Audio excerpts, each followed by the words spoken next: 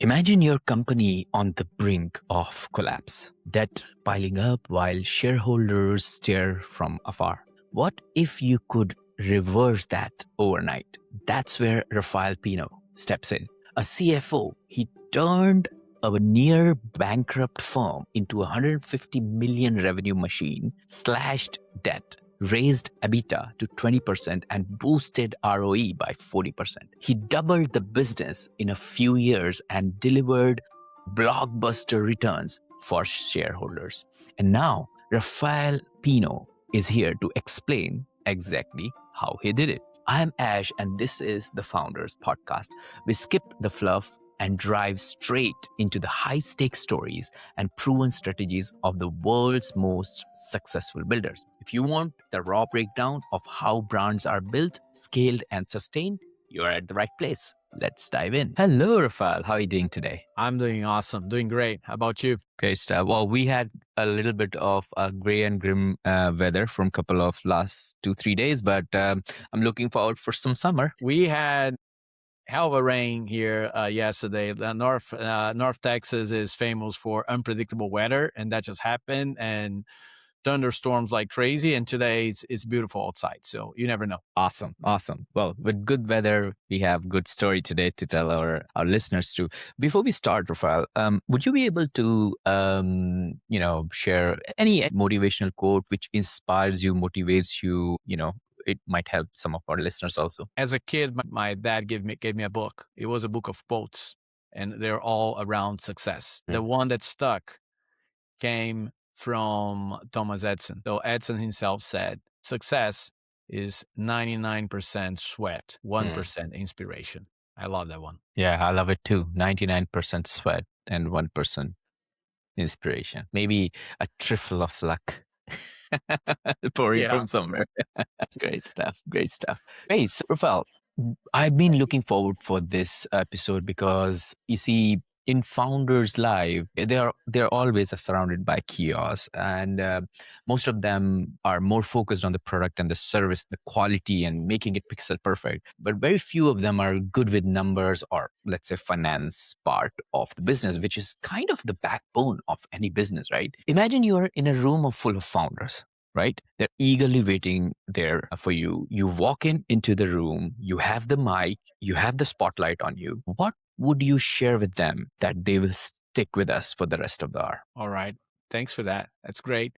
I would open with, why did you start a business? And 99% are going to say, make money. Awesome. And then Peter Drucker was the one saying, you don't manage what you don't measure. So if you don't get your numbers right, if you're not measuring, if you're not tracking what you're doing, the last thing you're going to make is money. And that's what I would tell them, regardless of the size. Now, there are stages of life in a business. So the 0 to 1 million type guys, they are your bootstrappers, right? They are just trying to survive.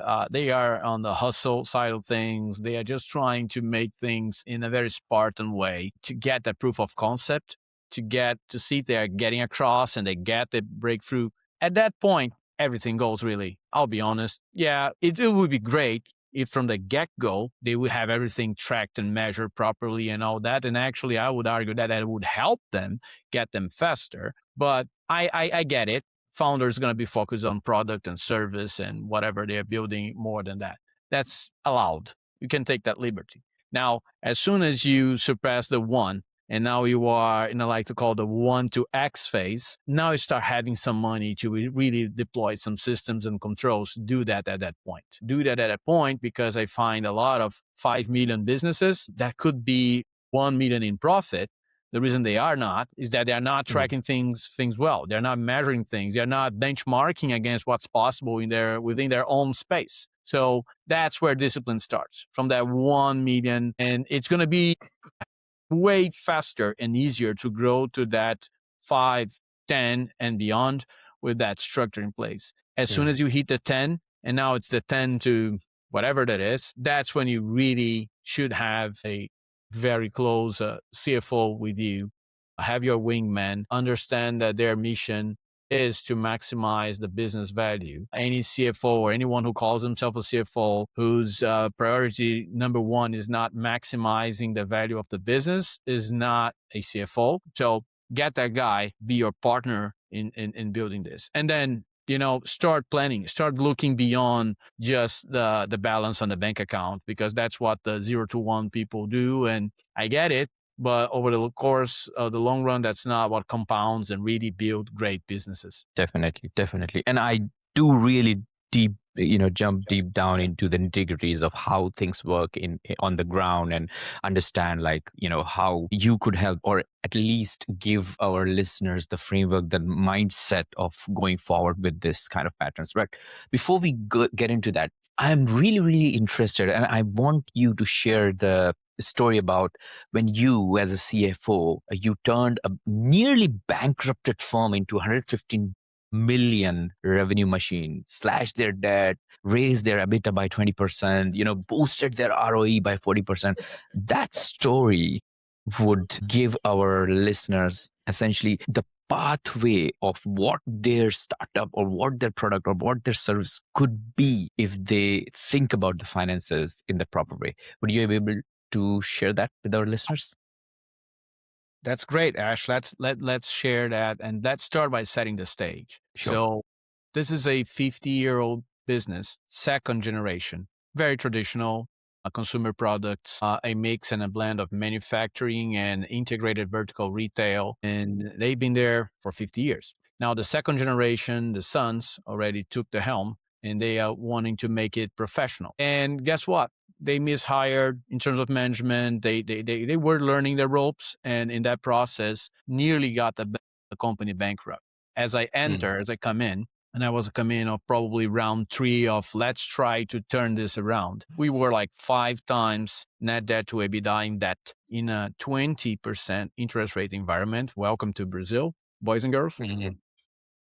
EBITDA was, with being graceful about it, 7%.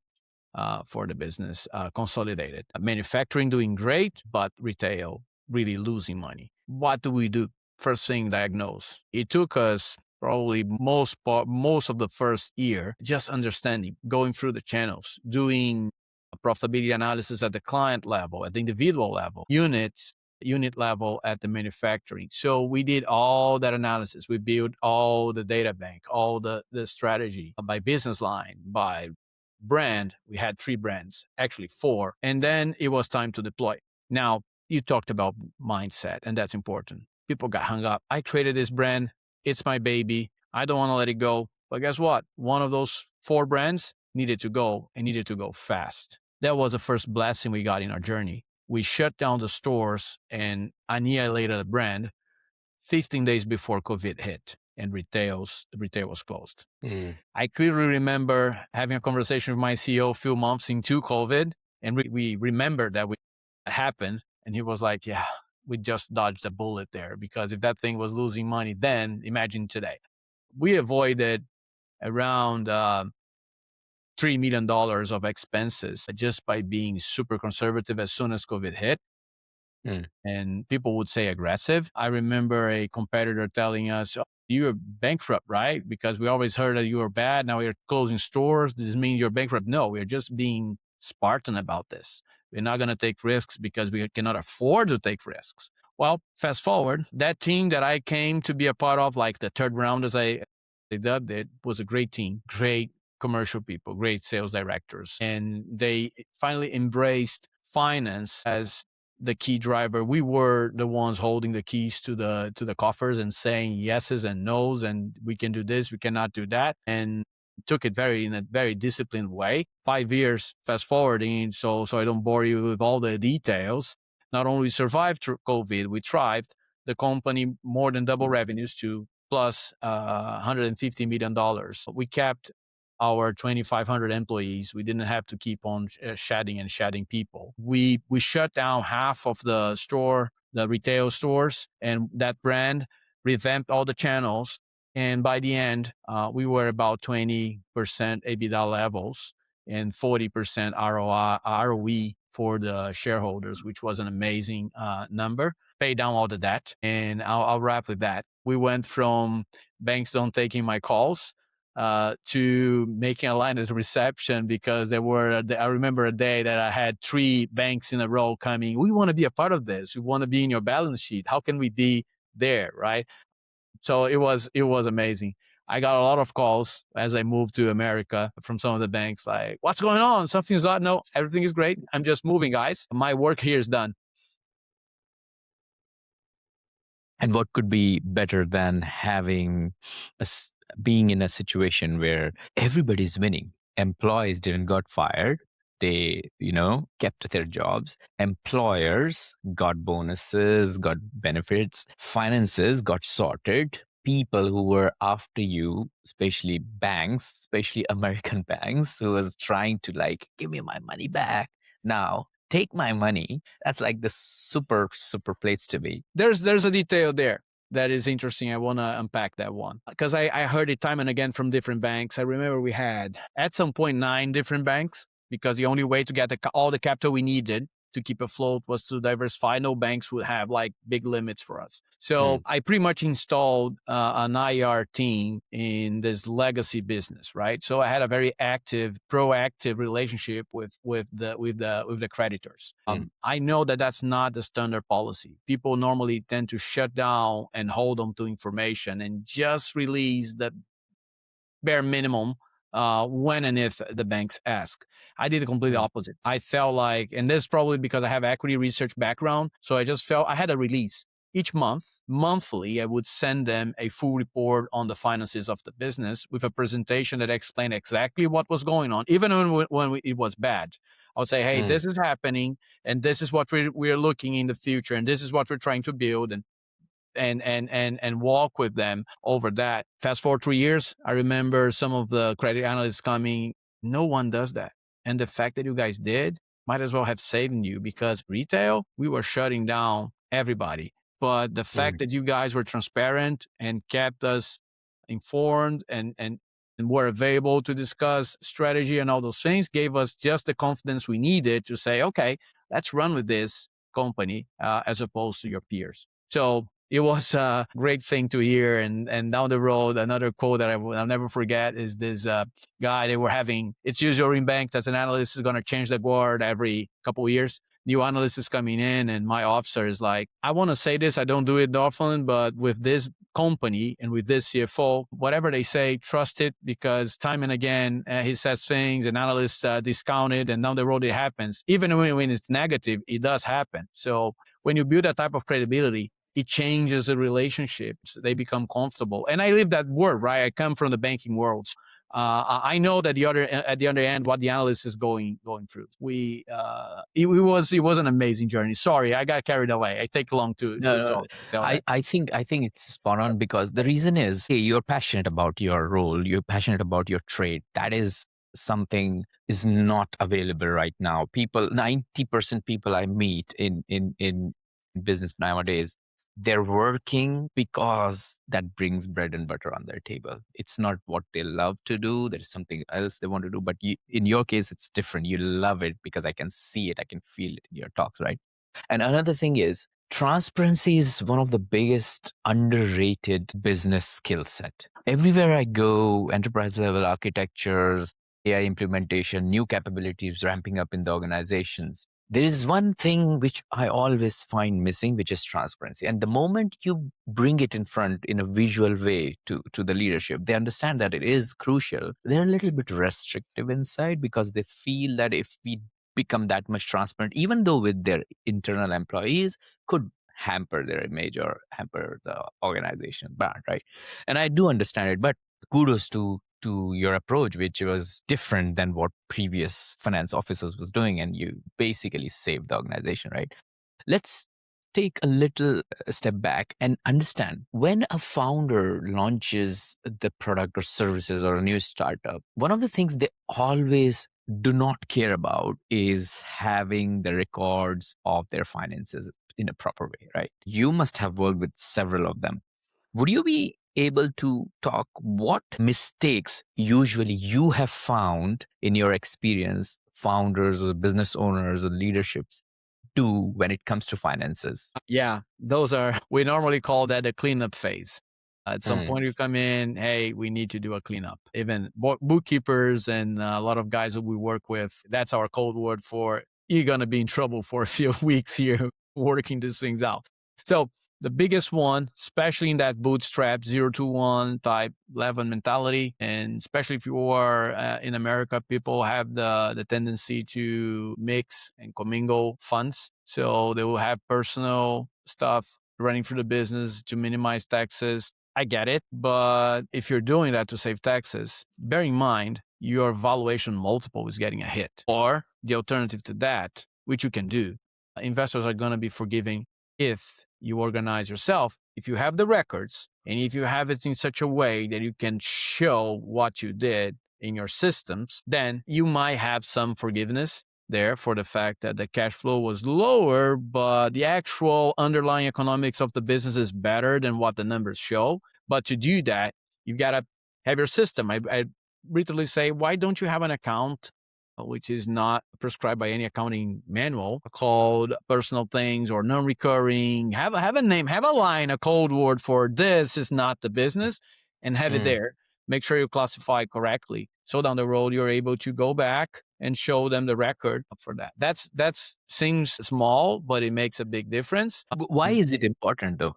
If you're not spending something on the business, is it important for the taxman to see it that this is the money coming out of the business, but it's getting spent on your some personal thing, or is it other way around? I don't know. That's why I'm The asking. taxman shouldn't look into that. So you got to be very careful how to do it. And I want to be careful here. I'm not Mm, advising on doing anything wrong. All I'm saying is I know that sometimes, let's think of a home office, right? You have a home mm, office deduction in the codes in the system, but have you kept your records? Have you really a famous one? Okay. Cars and driving. mm, That's business driving. These days, all the accounting softwares track that. It's a pain in the neck. Every time you drive, you got to be tracking, but do it. It's better than all my driving is business and then getting audited, right? mm, But if you track it and track it well and have it tracked on your systems, down the road, yeah, you can say, yeah, some of that driving is a mix between personal and business because it ends up being I'm dropping my kids to school and take some detour. Fine.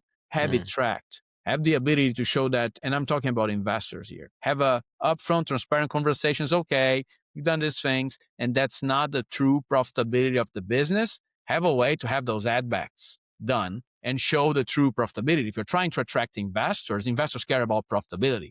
They don't care about minimizing taxes. They get it. You're trying to minimize taxes because they themselves also do those things. But, just be careful on documenting. You said it all. When you have document things, have the paper trail or these days the PDF trail in a folder, carefully crafted.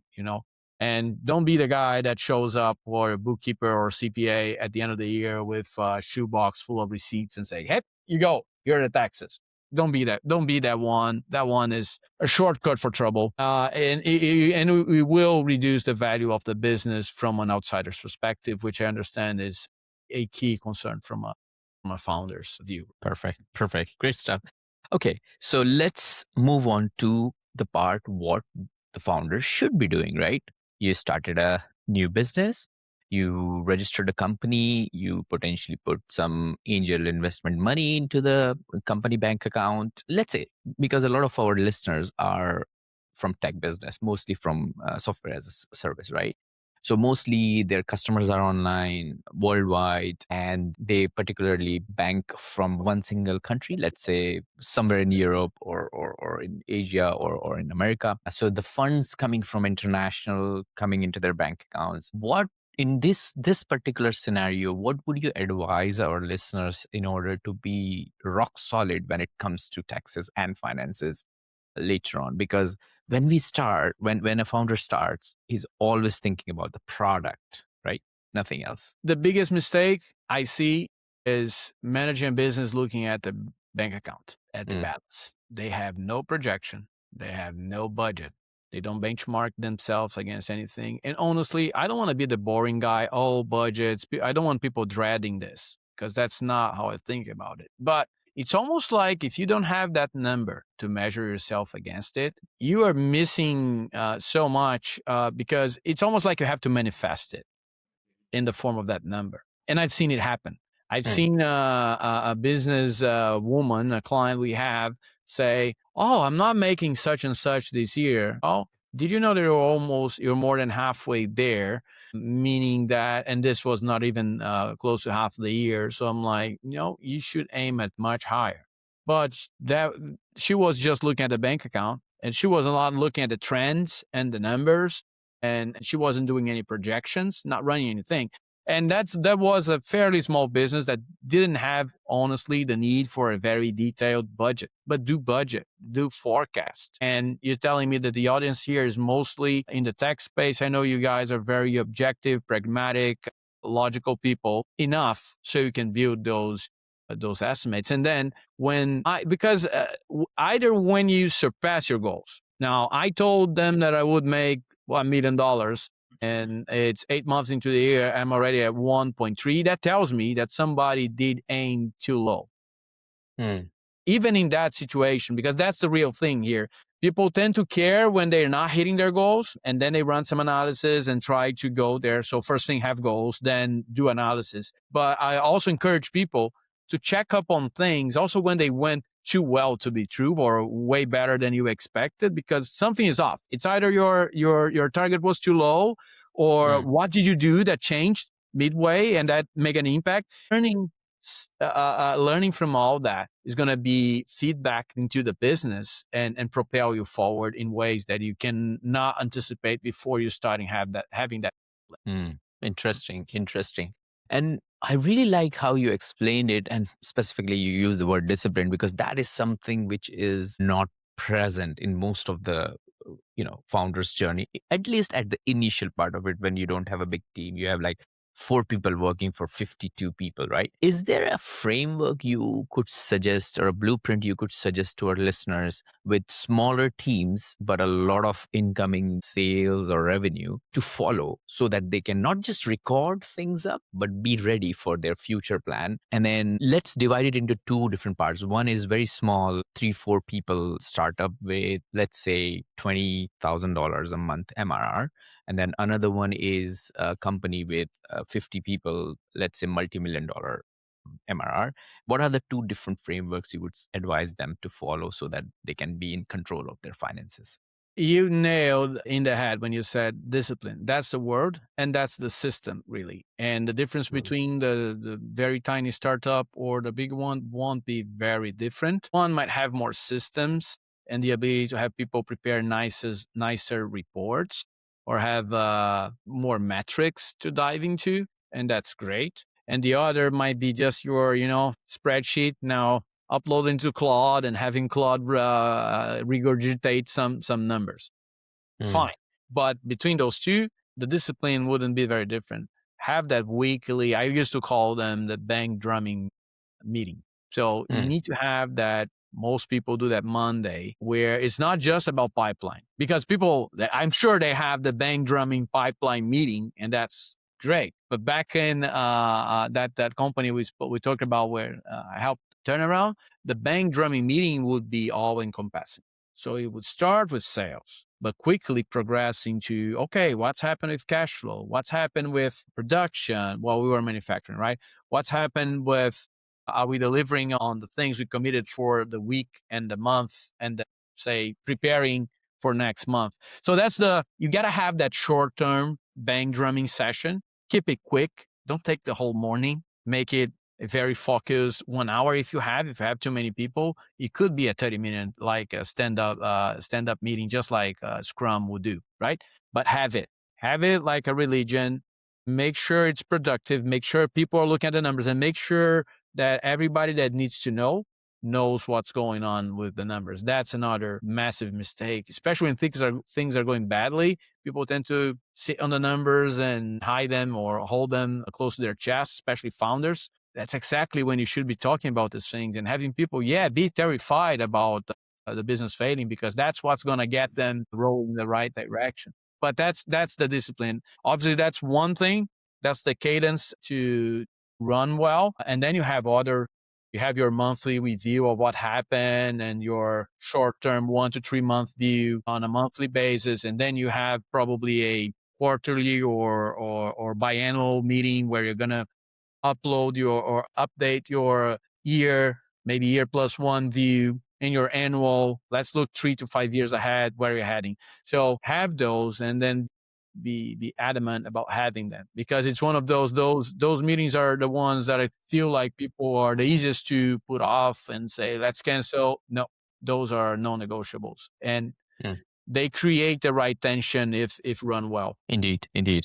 And you have a very good point where if you have this meeting with not just your, sales team or marketing team, but you also involve operations, you also involve advertising, all these kind of different departments, or even the individuals who are responsible for the overall cash flow in and out.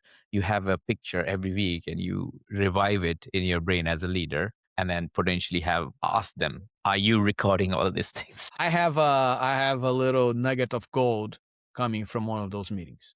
So we were in one of those meetings, and I'm building the budget at that exact same moment for next year. And sales just start saying that our line of products was on the verge, and this is right post COVID, and they go, we're going to grow 70% next year in sales. That's the estimate. It wasn't an official estimate yet, but he was like, I'm going to send that as a budget for next year for a certain product line. And I go, you're serious? He goes, yes. I'm like, I'm glad you're telling me this now, because this means there's going to be a massive working capital drag because this is manufacturing and the company's levered. So I need to shore up to have capital available to pull from banks and credit lines and all that I need to do. And given our situation, that's going to take me months. So I'm just glad that I know this even before the budget is done, because I'm going to start working now. And I knew exactly when that would hit because of how the seasonality worked. So guess what? I started working then and got the money a month to what we needed. So if that integrated meeting wouldn't have happened back then, we'd probably be in trouble. And finance would be, guess what? The villain saying, oh, stop selling because we don't have money to come keep up with the growth. That would be terrible, right? So there's a golden nugget on how having everybody in the room understanding what's going on and getting the pulse of the business is so important. Definitely, definitely it is. And I think if we keep discussing, can actually pick up more golden nuggets from you, and we can like talk about it whole night, but obviously we are restricted with the time and everything. But before we move into our lightning round, I want to ask you something personal. Throughout your journey and experience, there must have been some valuable lessons learned, right?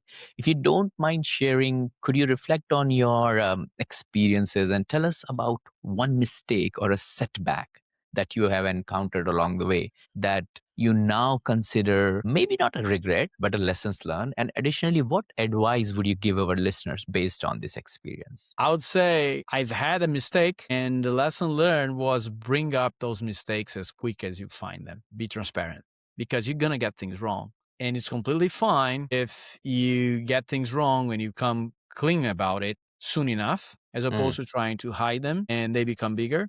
Because it's okay to get some things wrong from time to time. If you cannot get things wrong always, that's going to get you fired. But get something wrong and then come out about it. And I clearly remember a situation where my analyst projection or our team projection, my projection, because ultimately it was mine, was wrong on something that would happen very close to year end. And when I realized that would endanger the whole team's bonus and the goals, I remember that I stormed, because I was on vacation. I stormed into a management meeting virtually to drop the bomb. Hey, we just found this. This is a problem, and this will make us not deliver on such and such and such goals that will get all of us in this room and every employee out of the bonus pool for the year. We need to address this, and we need to address this now. The meeting stopped. People were like out of breath and air. But guess what? We immediately put together a coordinated plan between sales, manufacturing, finance, and all the things that need to happen to make it work in 3 weeks, because that's the time we had. And we did it, and we were fine. And for as much as I had to admit because it was a massive mistake, I won't go into the details, but I was like, do it. Don't be afraid to admit when you're wrong, because the sooner you do it, the more honestly you do it, with your team and with everybody, people won't be mad at you. Because I was like, you can imagine me going to the meeting, right? I found that out like the night before. I couldn't sleep that night. I'm coming in like getting ready to get fired type deal. And no, it didn't happen. People were actually grateful and thankful that were ringing the alarm the way we did. And that is important. Again, the transparency comes into the scene where it says that if you are transparent with not just with your colleagues, your employees, or your employers, leadership, or even your clients, most of the time they appreciate your transparency, even though that transparency involves some kind of mistake you have done individually or your team has done, because it is courageous to take accountability if you think that you have done something wrong, and you know be transparent about it. So spot on about that. Thank you so much, Rafael. Let's move into our lightning round. I've got 6 quick fire questions for you. If at any stage you think you don't want to answer any of them, just give me a skip and then we move on to the next Okay. one. Sounds good? Sound good. Great. Question number 1. What are the top 3 strategies for new founders to keep their finances intact or correct or in line in 2026? Have a clear view of your runway. Make sure that at the unit level things make sense, because just looking at revenue is going to get you wrong all the time, or just nominal numbers and aggregated numbers. Unit And economics. Yep. last but not least, I always like to have the Hellgate scenario ready. The Hellgate scenario is an exercise I normally do. I learned from a CFO the time I was an analyst. Okay, no revenue comes in. Hope is not a strategy. So what happens if zero money comes in through the door over the next month, 2 months, 3 months? What will happen? What do we have? That's your alternative runway that will save you from too optimistic sales strategy and things like that. Sorry, it's a lightning round. I don't want to go too long. That's all right. That's all right. Perfect answer, by the way. What book would you recommend to our audience and why? I love Finish Big or Dream Big, which is literal translation is actually a Brazilian book telling the story about Ambev and the G3 group and how they with private capital revolutionized few industries. But I cannot escape and say the Bible. It changed my life. It continues to change my life. I read it every day, and it's just I have a conversation with a CEO once, and he told me his team was impressed by letters that he would send to the whole team, how inspiring they were. And given the days we're living, he purposely didn't say that was the Bible, but he was just telling Bible stories in plain language to people. And people were like, "Oh, you're so insightful with leadership." I said, well, because I'm learning from the biggest leader that ever was. There you go. There you go. Perfect. What's one attribute or characteristic in your mind of a successful founder? Flexible. Just flexibility. Be like the bamboo. The wind is going to come. Wind is going to blow your way sometimes, against you other times. You got to be able to, just be flexible, pivot, be able to think outside of whatever path you thought you'd be taking when you first started. Because if you are stuck and things are going to happen the way I thought, that's a recipe for disaster. Indeed. What's your favorite personal productivity tool or habit? Sorry to be cliche these days, but yeah, I've been going big in AI as a tool. I heard this the other day. It's a great tool. It's amazing. There's all the hype, but it's a tool. So think of it as a gun or a hammer. If I give you a hammer and you are skilled, like you're a carpenter, you're going to do a piece of art with it. Now, if I give you a hammer and you don't know what to do about it, you're going to break stuff. Same thing with a gun. If in the right hands can save lives actually, and in the wrong hands can do a disaster. So it's a tool. If well used, it will be amazing and it will change your world. But be careful. There are dangers. There are right and wrong ways of using it. But it can increase your productivity multiple folds. Devote some time to learning and understanding the new normal and then adopting it. Indeed. What's a new or a crazy business idea you would love to pursue if you had time? I love boring businesses.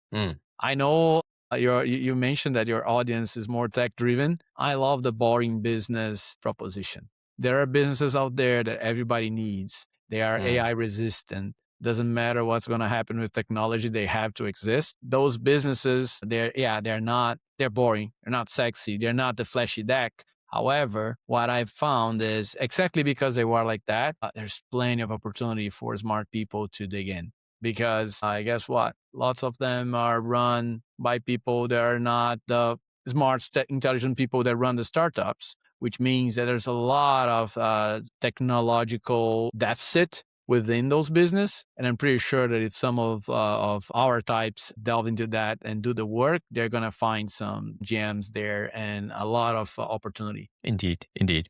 And last but not least, what's an interesting or fun fact about you that most people don't know? Most people don't know, the people that I run, that I relate with these days, that I've been big in sailing back in around 2003. So Hmm. I used to sail in the laser class. I was unfortunate, born alongside the greatest of all time in our sport, which was Robert Scheid. Is Robert Scheid? He's alive. Lives in Europe today, in Italy. It's a Brazilian. Won, last time I checked, 8 times the world championship. Yeah, the only guy that has most titles has three Olympic medals. It's just, and I had the pleasure and the pain of being going around courses around the world with that guy. We are pretty much, we're 2 years apart in age, and it was an amazing journey. It changed my life. The way I see about discipline and getting fit, and just having crazy goals. Like I want to go to the world championship as a kid, and yeah, I made it happen. It's amazing, and not a lot of people. I don't talk about get that any these days, but it had such a importance in how it shaped me. There you go. Now everybody who listens to the show will know more about Rafael Pina, right? Rafael, thank you so much for joining me and sharing your story and packing the wisdom of how, founders could keep their finances intact. If people want to get in touch with you, people want to know more about you, or if they have a question, what's the best way to reach out to you?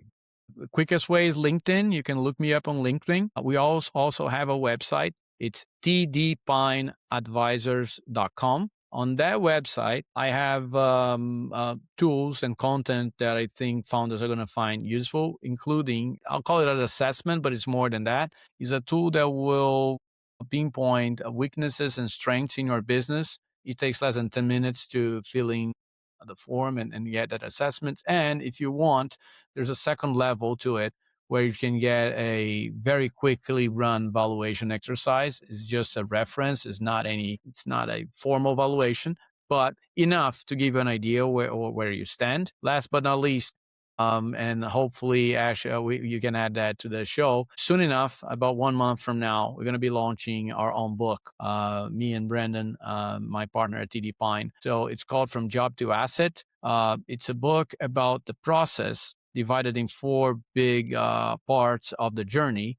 To take a business that feels like a job. It's just that you own the job. And we want to make sure that business owners own a business as an asset that they can sell if they want. They can pass it along to kids, can share with their employees, whatever they want to do. We want to make sure that we enhance the value before they do that. So that's what the book's all about, that journey and the steps towards making it happen. Perfect. Thank you so much for that, Rafael. And I would encourage our listener to sign up to our newsletter to get not just the new episodes and founder stories straight to your inbox, but also I'm going to send out the links for the tools which Rafael has just mentioned. So make sure you go on founderspodcast.uk and sign up for the newsletter. Rafael, thank you so much for joining us today and sharing your inspiring journey and some use cases. It's been an absolute pleasure having you on Founders Podcast. Likewise, Ash, you've been by far one of the most pleasant interviews I've ever done. Appreciate it. Thanks for your time today, and thanks for all your listeners.